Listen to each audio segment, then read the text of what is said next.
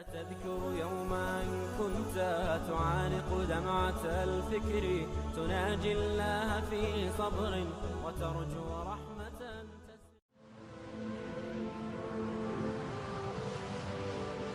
حضرت عمر رضی اللہ تعالیٰ عنہ جب ایمان لائے تو آپ نے ایک ایک کافر کے گھر کے دروازے پہ کھڑے ہو کے کہا کہ تم کمزوروں کو مارتے تھے، میں تمہیں بتانے آیا ہوں میں محمد عربی کا نوکر بن گیا. بلکہ آپ نے اعلان کیا جس نے اپنی بیوی کو بیوہ اور بچوں کو یتیم کروانا ہو اور اپنے ماں باپ کی کمر کو جھکانا ہو وہ عمر کے مقابلے میں آئے. اللہ اکبر. زنیرہ نامی ایک خاتون تھی، بہت کمزور.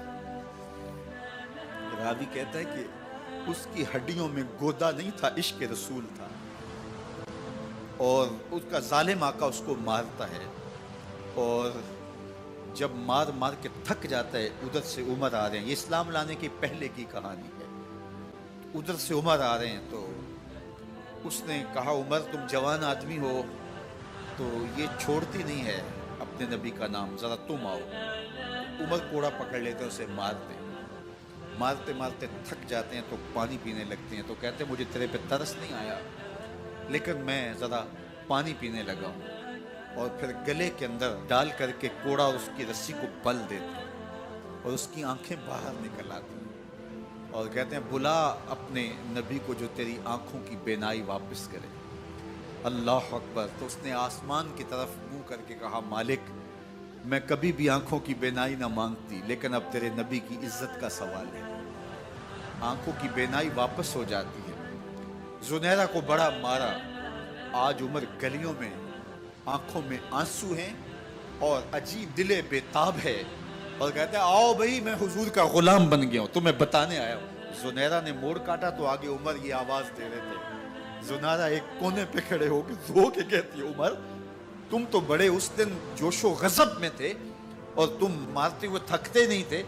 تو عمر نے کہا زنیرہ اس دن میں نے دیکھا نہیں تھا، اب میں محمد عربی کو دیکھ آیا ہوں.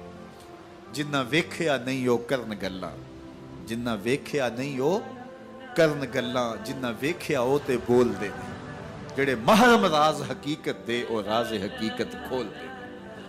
تو حضرت عمر رضی اللہ تعالیٰ عنہ ایمان لائے. حضرت عبداللہ ابن مسعود رضی اللہ تعالیٰ عنہ فرماتے ہیں کہ حضرت عمر کا ایمان لانا مسلمانوں کے لیے عزت کا سبب تھا. ان کا ہجرت کرنا مسلمانوں کی نصرت تھی اور ان کی خلافت مسلمانوں کے لیے رحمت. حضرت عمر رضی اللہ تعالی عنہ وہ ہیں کہ میرے حضور نے فرمایا لوگوں جب نیک لوگوں کا ذکر کرو تو میرے عمر کا تذکرہ ضرور کیا کرو. میرا عمر وہ ہے کہ جب وہ ایک سمت سے آ رہا ہو، ایک گلی اور بازار سے آ رہا ہو تو شیطان بھی آ رہا ہو عمر کو دیکھ کے راستہ تبدیل کر لیتا ہے. حضرت عمر رضی اللہ تعالی عنہ کی طبیعت کے اندر جو جاہ و جلال تھا، طبیعت کے اندر جو سختی تھی وہ اسلام کے اندر آ کر بھی قائم ہے. اور آپ نے وہی سختی، وہی جاہ و جلال جو پہلے مسلمانوں کے خلاف تھا اب کفار کے خلاف، منافقین کے خلاف حضرت عمر کی طبیعت کے اندر وہ جوش و خروش بدستور موجود ہے. لیکن جس دن آپ خلیفہ بنے تو اس دن آپ نے ممبر پہ چڑھ کے جو خطبہ دیا اس میں کہا لوگوں میں سخت اس لیے تھا کہ رسول اللہ نرم تھے، پھر میں سخت اس لیے تھا کہ حضرت ابو بکر صدیق نرم تھے، اب میں تخت خلافت پہ بیٹھا ہوں، اب میری سختی جو ہے وہ نرمی میں تبدیل ہو گئی. صرف فاسقوں، فاجروں اور باغیوں کے لیے میں سخت ہوں، باقی تمہارے لیے نرم.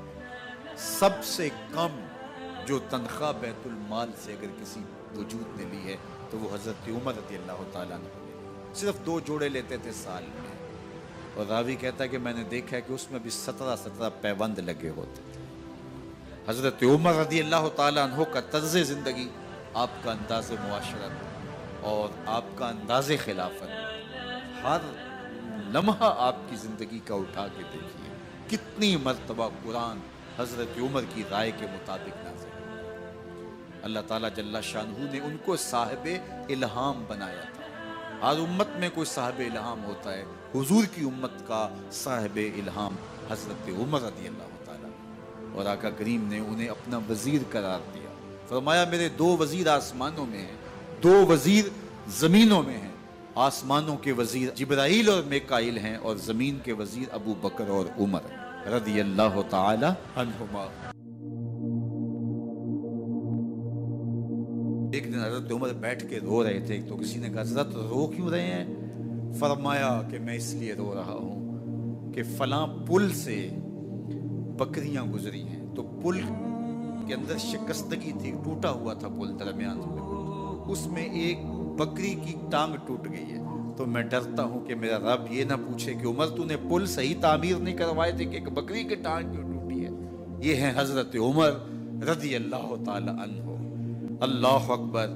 تو اللہ تعالیٰ جل شانہ نے حضرت سیدنا عمر بن خطاب رضی اللہ تعالیٰ عنہ سے جو کام لیا، مختصر دور خلافت کے اندر 10 سال 6 ماہ 4 دن آپ نے خلافت فرمائی ہے، لیکن کہاں سے چلے اور یہاں مکران تک، بلوچستان کا حصہ ہے، یہاں تک آپ کے سلطنت کی حدود وسیع ہوئی، ادھر آرمینیا تک جا پہنچے، حمص فتح کیا، قادسیہ، یرموک۔ آپ ذرا دیکھیے کہ کہاں تک آپ کی فوجوں کے گھوڑے دوڑتے رہے، اور اللہ تعالیٰ جل شانہ نے ان کو جو توانائی، عدل و انصاف کی قوت عطا فرمائی۔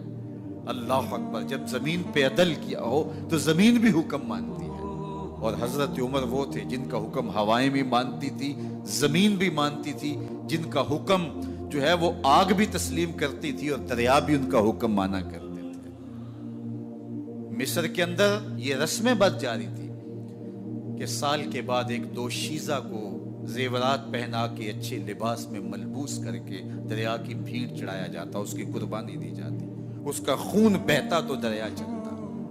جب مسلمانوں نے مصر فتح کیا تو گورنر نے لکھا کہ اسلام تو اس طرح کی رسوم کی اجازت نہیں دیتا، لیکن خشک سالی ہے، لوگوں کی فصلیں ویران پڑی ہے، تو حضرت کیا کیا جائے؟ تو حضرت عمر رضی اللہ تعالیٰ عنہ کاغذ کے ٹکڑے پہ لکھتے ہیں بسم اللہ الرحمن الرحیم، مصر کے نیل کی جانب عمر کا خط لکھتے ہیں، اے نیل اگر تو اللہ کے حکم سے چلا کرتا ہے تو چل، ورنہ ہمیں تیرے چلنے کی کوئی حاجت نہیں ہے۔ اور قاصد کو کہا یہ خط لے جاؤ اور جا کے دریائے نیل میں پھینک دو۔ قاصد جا کے خط دریائے نیل میں پھینک دیتا ہے، پانی آتا ہے، ایسا دریائے نیل چلا، 14 صدیاں ہوئی ہیں آج تک کبھی بند ہی نہیں ہوا۔ دریا حکم مانتے، آگ نکلتی ہے۔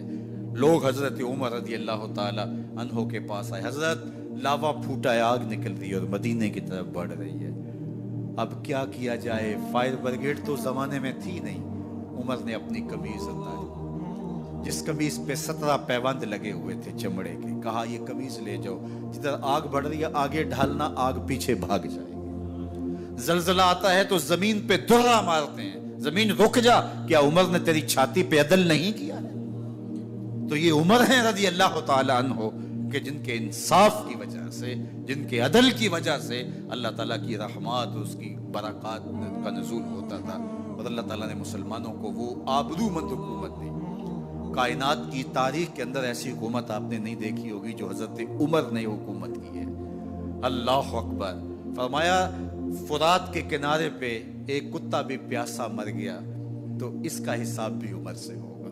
باہر سے سفیر آتا ہے اور آ کے پوچھتا ہے کہ میں امیر المومنین کے، مسلمانوں کے حکمران کے محل میں جانا ہے، تو وہ مسکرا کے کہتے ہیں ہمارے امیر کا تو کوئی محل نہیں ہے۔ کہا کہاں ہے تمہارا امیر؟